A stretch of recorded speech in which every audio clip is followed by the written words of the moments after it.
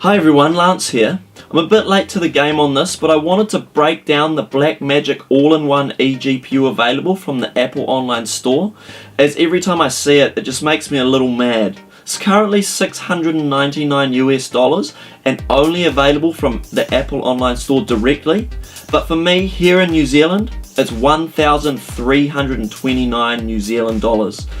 So that's 855 US at the current exchange rate. If we compare that to the options out there in the market right now, which thankfully there's an awesome buying guide on eGPU.io, we can see that there's tons of options, all at various price points.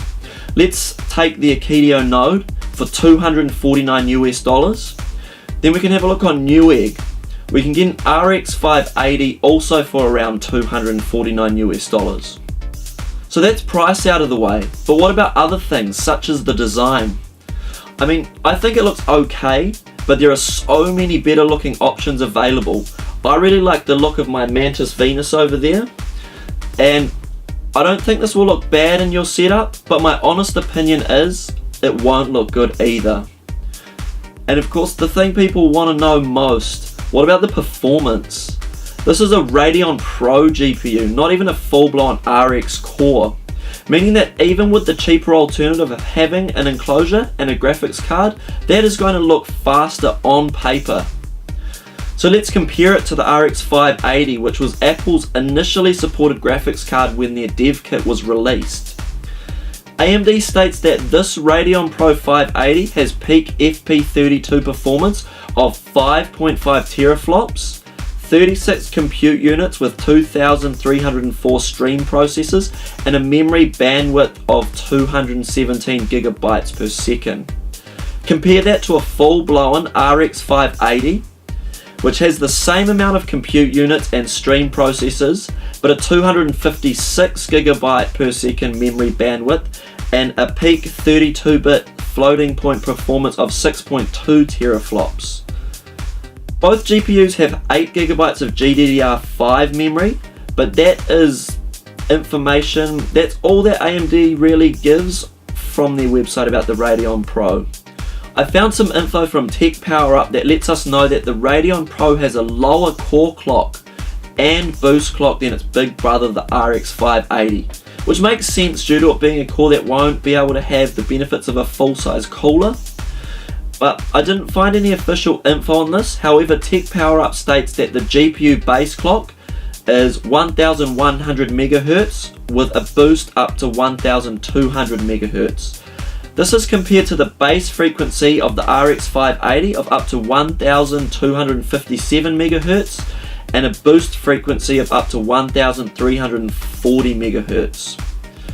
The Radeon Pro 580 is currently found in the 27-inch iMac offering, and Apple's support article states that the Blackmagic eGPU has the same performance as a high-end 27-inch iMac.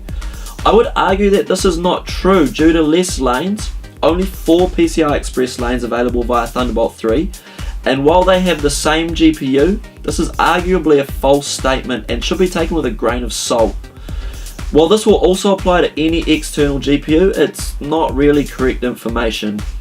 From Apple's developer website, we can see exactly how all this works. It explains discrete GPUs are built-in GPUs that are connected to a system by an internal PCI Express bus. Depending on the specific GPU and Mac model, this type of bus can have a width of 8 PCI Express lanes or 16 PCI Express memory lanes. External GPUs are connected to a system by an external Thunderbolt 3 bus. PCI Express 16 times has twice as much bandwidth as PCI Express 8 times and 4 times as much bandwidth as Thunderbolt 3. This means any GPU is effectively only using 4x PCI Express speeds. With all that said, let's not also forget to mention the lack of connectivity. While having Thunderbolt 3 display out is a positive, the only other connection is HDMI.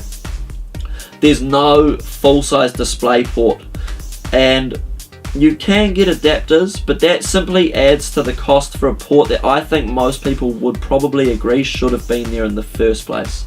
It's also not expandable. You're stuck with that Radeon Pro 580 in that Blackmagic enclosure. I think the takeaway from here is if you want something plug and play and don't have the time to spend worrying about getting things working, this might be for you.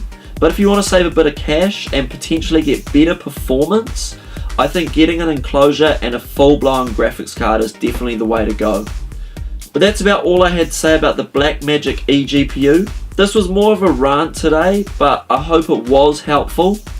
And if you like my content, don't forget to like and subscribe, and also check me out on Twitter or Instagram down below and see what else I get up to.